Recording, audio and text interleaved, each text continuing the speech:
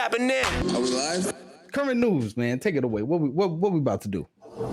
Yo, Miles, with the current news, we actually came upon this. It's been a crazy week between our what's guy shooting. Yeah, so Alec Baldwin shooting somebody. There's been a lot.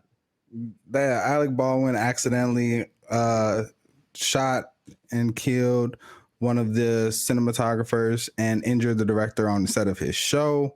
I don't really know that it's really too much to say about that, except R.I.P. like, just R.I.P. and that anything can happen at any time. We talked about extending empathy. Like, that's a horrible situation for everybody involved. You know what I mean?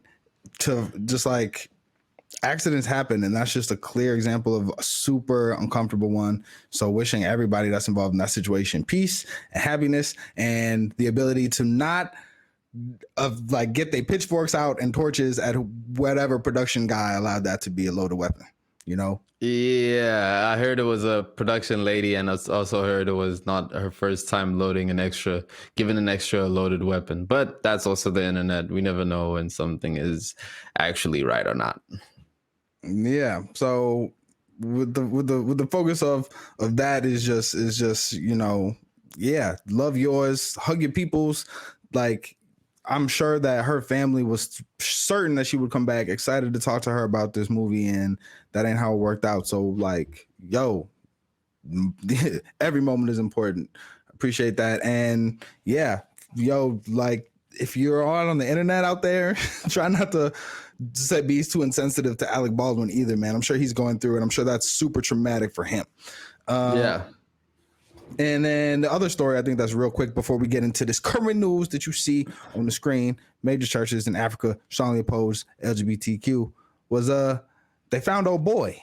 They found old boy that was accused of killing old girl. And Gabby Petito, come on, man. I don't know what to think of this. I don't know what to think of this scenario. So just to put some words behind old boy and old girl, I was referring to Gabby Petito, who we had covered before, about the young lady that went missing in the U.S. and there was a big manhunt for her boyfriend. Ended up being found dead, and he had in an apparent suicide. And after weeks on the run. And just like the Alec Baldwin story, I think it's just a reminder to all of us that we don't know nothing. We wasn't there unless you like only the people there. It's like weird stuff happens. More will be revealed, right? So I'm not saying that he didn't kill her, but I'm just saying I'm sure there are a lot of comments about him that people were making, not thinking he was going to turn up dead. And you know, sometimes it's better to just say nothing because more will be revealed. So confusing stuff, tragic stuff. That feels like it's the tagline of the last couple of years. But yeah, I think it should encourage us all to just think and wait and be patient, because truth is stranger than fiction. And so jumping to conclusions makes an ass out of you and me. That's a very famous saying. You should write that down.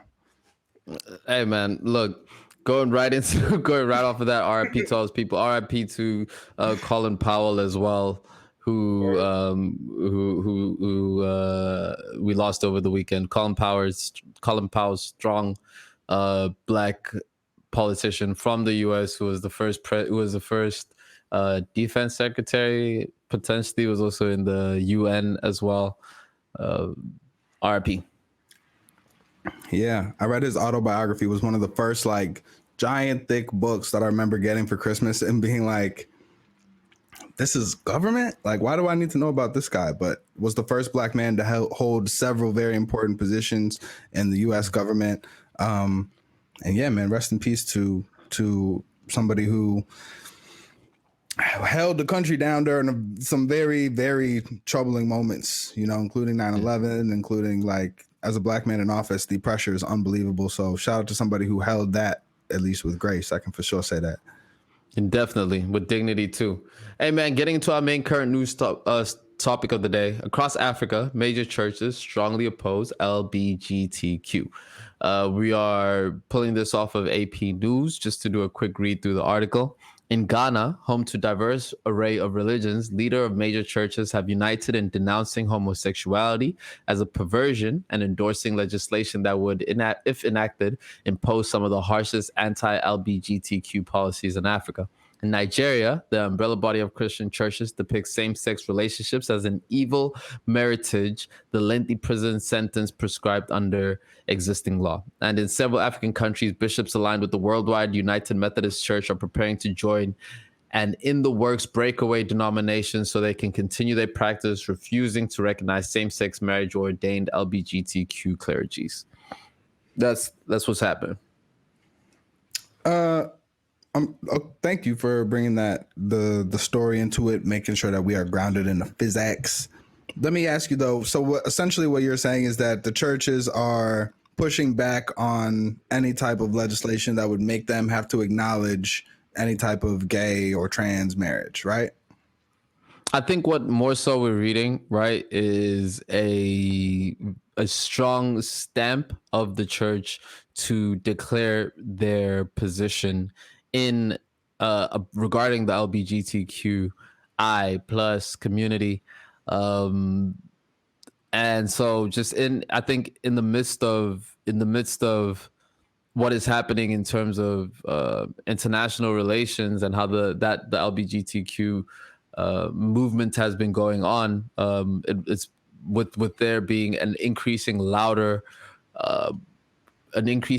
presence of gay congregants, of gay churches, gay black churches in Africa.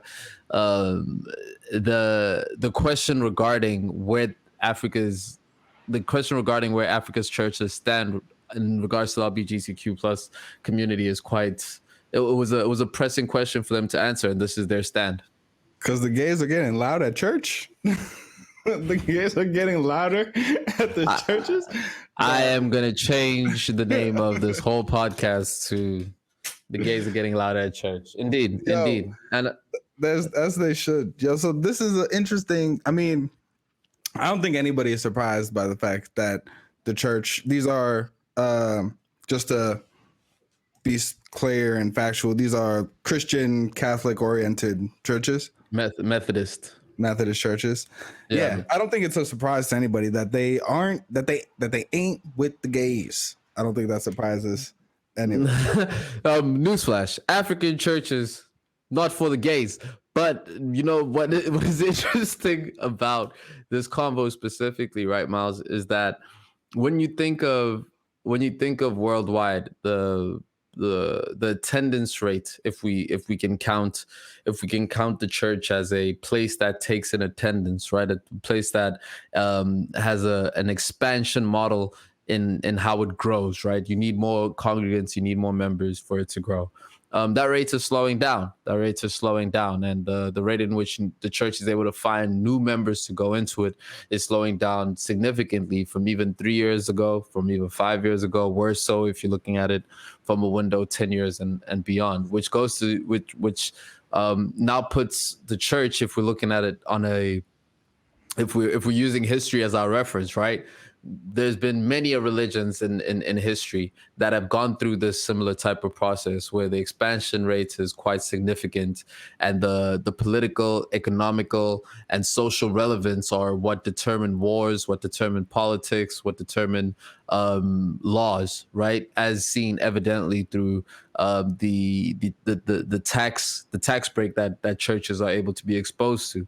That is a direct correlation of the influence in which the church had at a previous time in order to determine the laws of the places that they're in. It's not like the laws developed and were like, not for the that's not how that works. You know, that to carve and that to purchase that piece of capital real estate, if you can put it that way.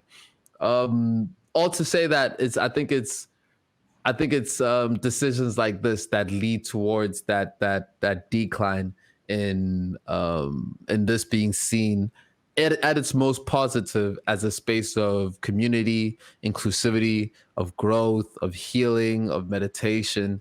At its best, that's all the things that a church can be. And I think at its worst, this is one of those things.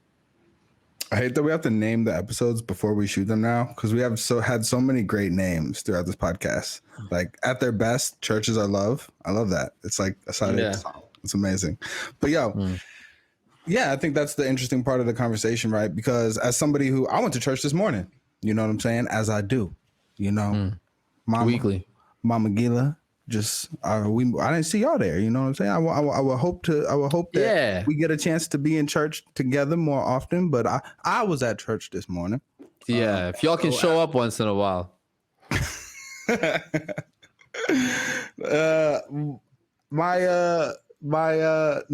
would love to go to church with your mom actually in South Africa. Let's add that to the to-do list, to the bucket list. Big facts. I actually do want to do that. But definitely. I digest. As somebody who is a church going, church loving, nah. I'm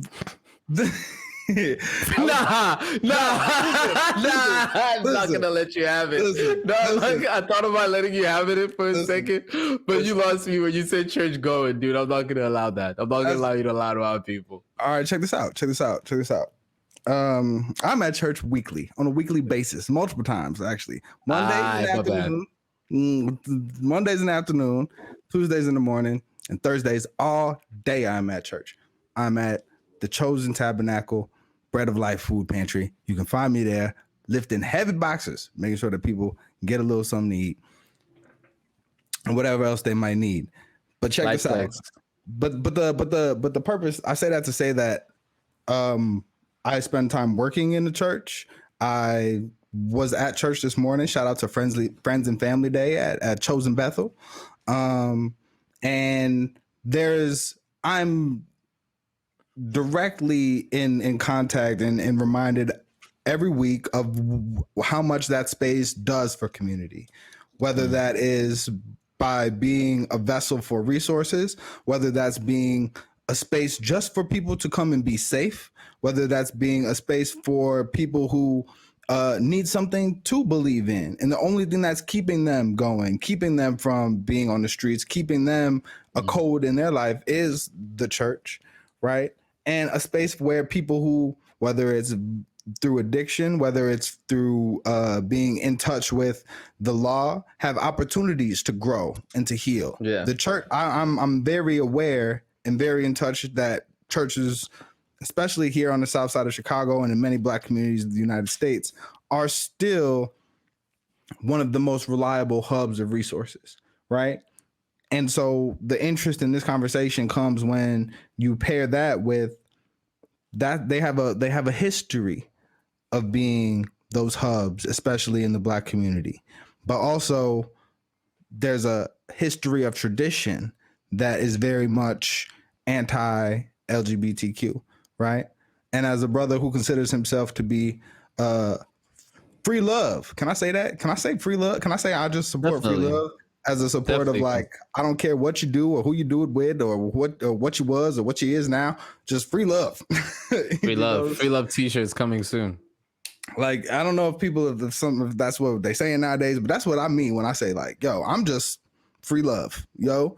And that is the only time, well, maybe not the only time, but one of the major times that I'm kind of like, oh yeah, you know, where it makes sense that the church's maybe attendance may be dropping off, where its relevance to community is when I'm reminded of these aspects of its values and of its tenets that are rooted in this archaic way of thinking that alienates certain people, especially the LGBTQ community, right? And it's just that's the question. Can something like scripture, can something like the church adapt enough to continue to hold a place in society where it's able to do good? Or are those archaic tenets and some of the other aspects, especially of like the Catholic Church, where we've seen it do damage, going to just spell a lack of faith, even if we're not talking about in the deity, the God itself, in these systems that will no longer be able to hold sway in the way they do now? Yeah. The unfortunate thing about a decision like this made from the church is that it propels the, as you said, the exclusionary idea of churches, right? I don't necessarily, if you look at religion as a prescription, the saying is religion is opium for the masses, right? Where it's really a place where there is there's so much it's like a shortcut to the world's answers. It's like a shortcut to all the answers, right? And for some people that's Ah, like shrooms. uh, definitely like shrooms. It's definitely like shrooms if you want to put it Hey, to a each his own direct shortcut. comparison. To each their own shortcut, but all to say that all the great things that you had listed about a church and the value of it is what becomes lost, right? Because you also see in other cultures there are spaces that brandish their religion, but can still expand it to be more inclusive to other things. You know what I mean? Like let's say Buddhist healing, if you will. There's that element of it. Now, granted, I don't know what their stance is on homosexuality, and I don't want to even pretend like I do, but the connotation of that institution is one of inclusivity more so than it is of stringent blaspheming Exclusion. and shaming. Yeah, for sure. Yeah. They gotta. That's how you fix it. And if you want me and Miles to come through to fix your church, you can hire us for about $150 an hour. Pop, get that place jumping, jumping. That's right. We will only need for the choir to be available. Just make sure that the choir is available. You know what I'm saying? Miles wants to drop. Miles wants to drop my beautiful dark twisted choir fantasy. Big facts, dude. I'm trying to get my own Kanye Sunday service song. That looked like a jam to be, and it's funny because to think of Kanye as somebody who like just is not the person that I would want to be taking spiritual guidance from at this moment in my life. The idea of Sunday service, what he was doing, the idea of just this space that is less focused on like, any specific set of religious teachings, but rather just being a space of inclusion, being a space of come into this and we hope that you have an experience, right? And I think that there's something to be said for convening people in a way that is specifically about asking and trying to answer and trying to find the most relevant aspects of the human experience and asking each other the big questions, helping each other through the things that there might not be answers to. Like, I think you can't help but to have some type of existential experience in that space. And it'll be interesting to see if we develop more and more of those spaces across the world that are less tethered to these books that were written thousands and thousands of years ago. But until then, I hope the churches that I know that are making major moves in their communities continue to do what they're doing. They'll continue to have my support. But in those spaces, if there is any type of like, thankfully in the churches that I inhabit, I haven't had any of those type of encounters where it's like, oh, somebody is being denied something, because in fact, quite the opposite, right? But I think it's up to us to challenge ourselves in those spaces to be like, the Black church was part of my experience growing up. It's still a part of my experience in community service, but were I ever to see injustice that relates to the LGBTQ community, now I do have a responsibility to speak up in that space and go, let's not, why are we discriminating, and to be that voice. So and that can be uncomfortable, man. It's a lot of elders in the church. That's very uncomfortable. That's very, very, very uncomfortable. That's very, very uncomfortable. Hey, man, Mr. Miles Xavier, we're giving these people a hot show. I'm debating whether we should demonetize our platform yet again in the name of a transition. Let it rip. Oh, no. Still not making any money.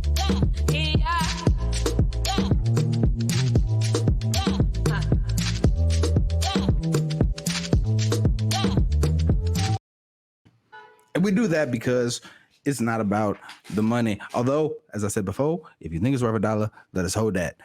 We're trying to build some. We're trying to get good at some and then build a community around having tough conversations and trying to learn from things that we see going on around us. And so we will sacrifice, the money from this video by demonetizing it for the value of the content. We hope that pays in some way, that you feel that you can feel what we're trying to do here. And so that just endears us to you even more.